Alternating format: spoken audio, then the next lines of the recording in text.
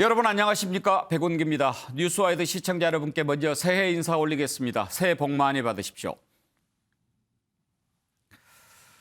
2022년은 앞으로 5년간 대한민국을 이끌고 갈 대통령을 뽑는 선거가 있는 해죠. 국민 여러분의 올바른 선택을 위해서 저희 뉴스와이드가 제대로 된 내비게이션 역할을 할 수 있도록 최선을 다하겠습니다. 항상 함께해 주십시오. 문재인 대통령도 오늘 신년사에서 국민의 희망을 담는 통합의 선거가 됐으면 한다 이렇게 얘기를 했는데요. 오늘 먼저 청와대 박수현 국민소통수석 모시고 얘기 나눠보겠습니다. 어서 오십시오. 네, 새해 복 많이 받으십시오. 네, 건강하시고 네. 소원하시는 일 다 이루어지길 바랍니다. 또 우리 MBN 뉴스와이드 시청자 여러분께도 새해 인사를 이렇게 올립니다. 새해 복 많이 받으십시오. 네. 머리를 산뜻하게 자르셨는데요. 머리가 산뜻합니까? 예, 아주 좋습니다. 시원하고. 머리가 굉장히 짧아졌는데요. 여튼 남은 문재인 정부 임기 4개월 동안 초심으로 또 열심히 다시 하겠다는 뜻으로 머리를 짧게 쳤습니다. 잘하셨습니다. 네. 오늘 대통령 신년사 발표하셨는데 그 전에 네. 박 수석께서는 문재인 정부 처음에도 계셨고 청와대에 이제 또 마무리하는 시기에도 계시기 때문에 2022년을 맞는 감회가 좀 남다르실 것 같아서 한번 문재인 정부 전반적으로 돌아보고 싶은데 개인적으로 문재인 정부 5년 동안 가장 잘했다라고 생각하는 것은 어떤 걸 꼽으시겠습니까? 저는 개인적으로는 주저없이 미사일 지침을 종료한 것 이걸 꼽고 싶습니다. 네. 대체로 국민들께서는 미사일 지침이 종료될 때가 돼서 종료된 거 아닐까 이런 생각을 하실 수도 있는데 제가 청와대 첫 대변인일 때 트럼프 대통령과 문재인 대통령의 그 집요한 줄다리기와 우리 대통령의 설득, 요구 이런 것 때문에 정말 얻어낸 결과거든요. 근데 미사일 지침의 종료는 단순하게 그 안보적 측면만이 아니라 우주로 가는 고속도로를 놓았다. 저는 그렇게 생각합니다. 이 탄두 중량이 무제한으로 해제됐기 때문에 그렇다면 중량이 무거워지면 이 발사체가 커지고 사거리가 늘어나지 않습니까? 사거리가 늘어난다는 것은 우주로 우리가 갈 수 있는 길이 열린 것입니다. 그 우주 산업이라고 하는 산업적 측면이 갖는 잠재적 가치도 크지만 저는 그것을 왜 의미를 두냐면 그 우주로 가는 길을 고속도로를 달릴 사람은 다름이 아니라 지금의 청년 세대입니다. 그래서 우리의 그런 종합적인 과학기술과 미래 비전이 다 담긴 우주로 가는 길이지만 그것을 지금 힘든 청년들이 주도할 거기 때문에 청년들에게 미래의 길을 활짝 열어준 그런 측면에서 미사일 지침의 종료는 저는 큰 의미가 있다. 이렇게 평가합니다. 예, 미사일 지침 종료. 저는 그것을 내세우시지 않을까 생각했는데 전쟁의 위협이 완전히 사라질 수 있었다면 얼마나 좋았겠습니까만 그렇게 안 됐어도 문재인 정부 들어서서 지금까지 아마 역대 정부에서 처음으로 북한에 도발이 없던 정부 아니었나요? 제가 2017년 첫 해에 청와대 첫 대변인이었지 않습니까? 그리고 이제 임기 마지막에 국민소통수석입니다.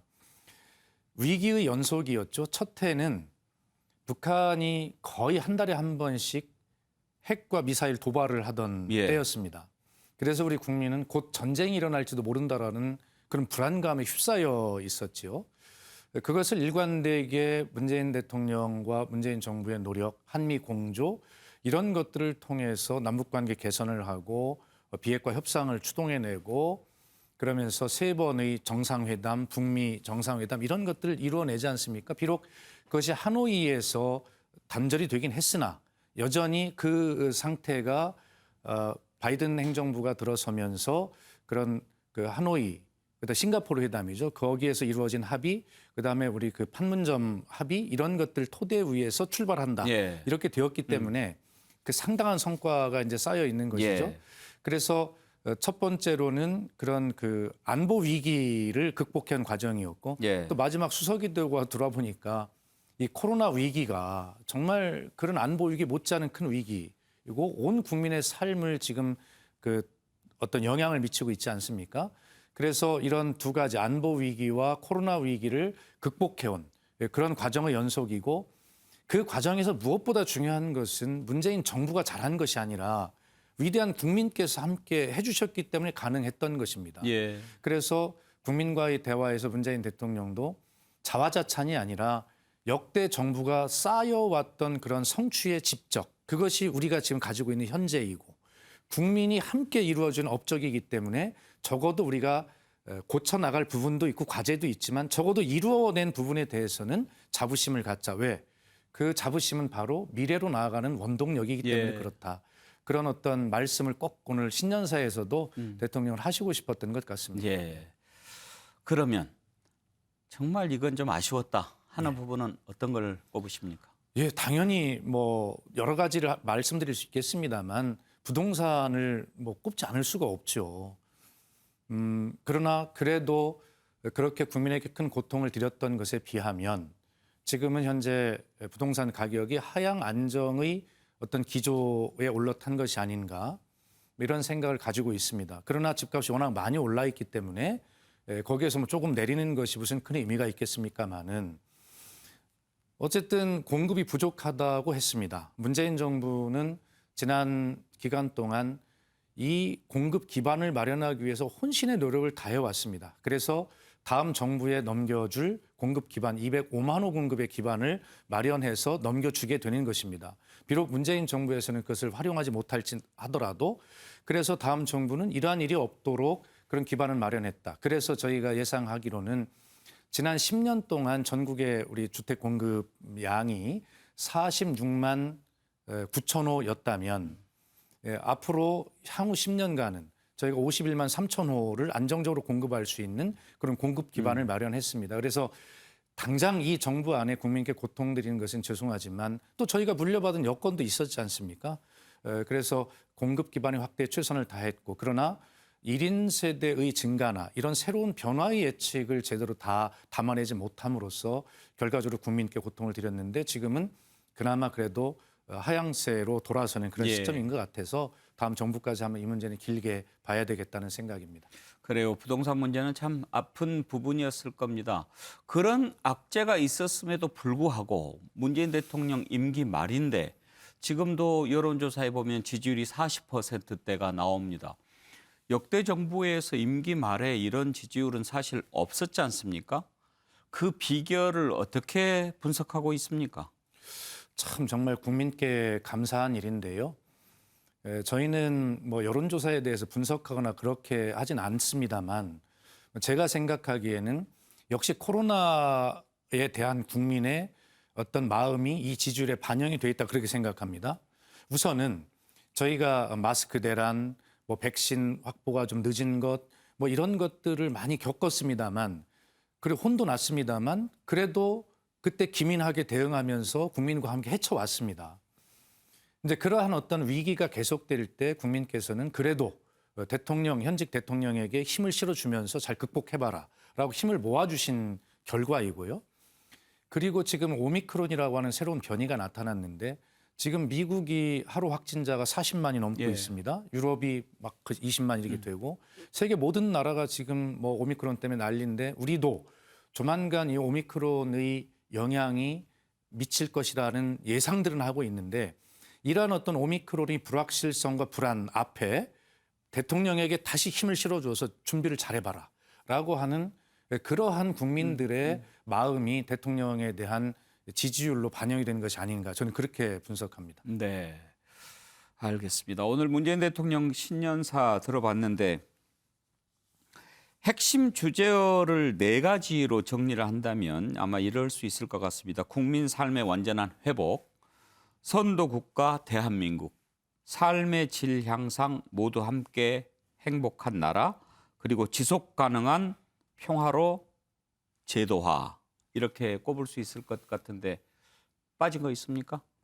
마지막에 이제 현재 대선에 관한 예. 의견도 이제 붙이셨는데요. 지금 잘 정리를 해주셨습니다. 지금 단계적 일상 회복이 일시 멈추고 방역이 강화되고 있습니다. 지금 이것은 대통령께서도 국민과의 대화에서 솔직하게 인정하고 사과를 하셨습니다만 우리가 1차 단계적 일상 회복의 준비가 부족했다. 예. 다시 말해서 위중증 환자가 예상보다 높게 나오고 병상이 부족해졌고 그것을 인정하시면서 대통령은 지난 20일에 특별 지시를 내리셔서 하루에 10,000명, 20,000명이 나오더라도 감당할 수 있는 병상 확보를 압도적으로 하라라는 지시를 내렸고 청와대 대통령 비서실장을 TF 팀장으로 직접 임명하셔서 전체 청와대가 관장하는 병상 확보에 예. 대해서 대통령이 병원 현장에도 가셨습니다. 그리고 엊그제는 그 병원 원장들을 전부 청와대로 초청해서 독려하고 감사하고 이런 거를 직접 챙겨와서 다행스럽게 하루에 1,000명이 넘던 일일 병상 입원 대기자 수가 지금 최근 며칠간 0을 기록하고 있습니다. 그리고 앞으로 병상은 지속적으로 늘어날 것이고 예. 앞으로 오미크론이 우세종이 돼서 우리도 유럽이나 미국처럼 다시 한번 이 파고를 겪는다 하더라도 이제는 병상이나 이런 걱정 없이 준비를 다 해서 이제는 두 번째로 단계적 일상 회복에 도전한다. 그리고 더 나아가서는 그것이 뭐 꼭 가능하지는 않겠습니다만 완전한 국민 삶의 회복을 한번 도전해보자. 이런 뭐 취지의 말씀을 하셨고 예. 이제 그 선도 국가라고 하는 자신감을 작년에 얻었기 때문에 이제는 우리가 잘할 수 있는 미래차, 전기차, 2차 전지, 반도체, 뭐 수소, 뭐 탄소 중립 이러한 부분에 있어서는 우리가 선진국 못지않은 역량을 갖고 있기 때문에 선도 국가 위치를 확실하게 하자.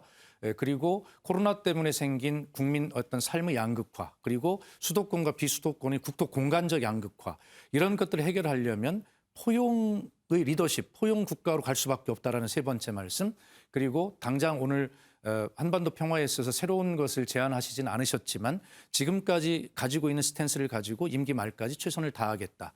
그리고 대선이라고 하는 것은 통합과 희망과 미래라고 하는 주제를 가지고 갈등을 치유하는 어떤 용광로가 되어야 하고 예. 미래로 나아가는 비전과 희망의 경쟁의 장이 되어야 하기 때문에 정치 주체이고 주인이신 국민께서 참여하고 그런 역할을 그런 대선이 되도록 만들어 달라라고 하는 그런 말씀하신 것입니다. 5가지를 아주 이렇게 잘 정리를 하시다니. 미리 제목을 알려주셔서 다른 분은 몰라도 국민소통수석은 잘 두신 것 같아요. 감사합니다. 종전선언을 하고 싶어 하셨죠? 예, 그렇습니다. 가능할까요? 지금 시간이 이제 별로 없어서. 이것이 가능할까요라고 물으시는 국민이 많으십니다. 예. 우리 시청자 여러분께 정확히 설명드리면 종전선언은 크고 멀리 있는 것이 아닙니다. 이미 2007년 14 공동선언과 그다음에 판문점 선언에서 이미 당사국들이 다 합의하고 찬성했던 문제이기 때문에 어떤 본질 외적인 요소만 하나만 해결이 되면 이것은 당장 급물살을 탈 수 있는 요소. 그렇기 때문에 대통령께서도 가장 할 수 있고 쉬운 일이라고 생각했기 예. 때문에 그 입구로 이것을 선택하신 것이거든요. 그러나 종전선언의 본질, 그 외적인 부분들이 아마 해결이 아직 안 되기 때문에 북한이 대화의 테이블로 나오지 않고 있는 것이라고 봅니다만 예. 이것은 멀리 있는 것이 아니라 그리고 허황된 것이 아니라 이미 합의가 됐기 때문에 가장 당장 할 수 있는 그런 일이다. 동계올림픽 때 그런 당사자들이 모이는 계기에 이것이 가능하지 않겠냐라고는 언론의 기대와 분석이 있었습니다만 이제 그것은 조금 어려워 보이지 않습니까? 그러나 다시 말해서 문재인 정부는 임기 마지막까지 어떤 것을 하겠다라고 목표를 정해놓고 욕심부리면서 가는 것이 아니라 예. 통신연락선의 복원이라고 하는 가장 1단계 징검다리 하나를 놓았을 뿐이고 우리 정부에서 무엇을 더 하실 수 있을지 모르지만 이러한 대화의 분위기가 이어질 수 있도록 그런 분위기를 유지해서 다음 정부에 넘겨주는 것만 해도 예. 큰일을 한다. 이런 스탠스로 지금 임하고 있다는 말씀을 드립니다. 아직도 가능성은 남아있다 이런 말씀이시군요. 베이징 동계올림픽 얘기하셨는데 지금 미국이 정치적 보이콧을 하지 않았습니까? 외교적. 우리는 누가 가는 걸로 정해졌습니까? 아직 뭐 확정이 된 것은 없습니다만 저희는 평창 동계올림픽의 개최국, 다시 말해서 베이징 동계올림픽의 직전 개최국입니다. 그런 개최국으로서 역할과 도리가 있을 것이고 거기에 맞는 역할을 하게 될 것입니다. 문재인 대통령의 참석 여부는 좀 더 시간을 가지고 모든 상황을 종합적으로 고려하면서 가까이 가서 결정이 되지 않을까 하는 생각을 가지고 있습니다. 한 가지만 더 여쭤보겠습니다. 가까이서 이제 대통령을 모시니까 이런저런 개인적인 소회도 들을 기회가 있으시잖아요. 이제 임기 말이 가까워 오는데 혹시 대통령께서 개인적으로 이 부분은 좀 아쉬워요. 이 부분은 좀 마무리를 짓고 싶었는데 하는 부분이 있을 것 같은데 그게 혹시 뭡니까? 뭐 얼른 떠오르면 검찰 개혁을 마무리 못한 것, 개헌 공약 지키지 못한 것, 한일 정상회담 못한 것 뭐 이런 것들이 있을 것 같은데. 무엇보다 코로나입니다. 좀 더 임기 내에 이것을 정말 국민이 일상으로 돌아가실 수 있도록 못 해드린 것, 이것이 가장 가슴에 남지 않겠습니까? 그렇기 때문에 말년이 없는 정부라고 말씀하시는 것은 마지막 퇴임하는 날까지 코로나 상황이 우리가 이것이 정리되지 않는다면 그날까지 이걸 하시다 가셔야 되는 것이고 국민께 가장 죄송한 것이죠. 그리고 또 하나 대통령께서 참 아쉽다라고 하는 표현을 평소에 가끔 하신 걸 보면 남북 관계, 한반도 평화를 한 걸음이라도 진전시키기에는 시간이 너무 없어서 아쉽다는 예. 말씀을 가끔 하셨습니다. 알겠습니다. 마지막으로 뭐 청와대가 가급적 정치에 개입하지 않고 대선 관련해서 멘트를 잘 안 하시는 거 알고 있습니다만 예. 오늘 박수석 나오시면 이건 꼭 좀 물어보고 싶었어요. 지난번에 윤석열 후보가 문재인 정부를 지칭해서 무능한 삼류 바보들 데려다가 정치를 했다 이렇게 얘기를 하지 않았습니까? 그 얘기를 듣고 어떻게 생각하셨는지요? 그 삼류 정치를 말씀하시기 이전에 무도하고 무능하다라고 하신 적이 있습니다. 말씀하신 대로 청와대는 각 그 후보님들의 발언에 일일이 멘트를 하지 않습니다. 그럼에도 불구하고 제가 이례적으로 그때 방송에 설명을 드렸던 것은 그런 원칙은 지켜나가겠지만 너무 과도하게 현직 대통령 그리고 현 정부의 정책에 대해서 허위 사실같이 그렇게 규정하시는 것은 우리 국민이 함께 이룬 성과이기 때문에 그거에 대해서는 말씀드리지 않을 수 없다라고 말씀을 드린 적이 있습니다. 결과적으로 국민께서 문재인 정부를 평가하시는 부분도 있으실 것이고 다 계실 텐데 역사라고 하는 것은 한 번에 뛰어넘거나 할 수가 없고 늘 반복을 하는 것 아닙니까?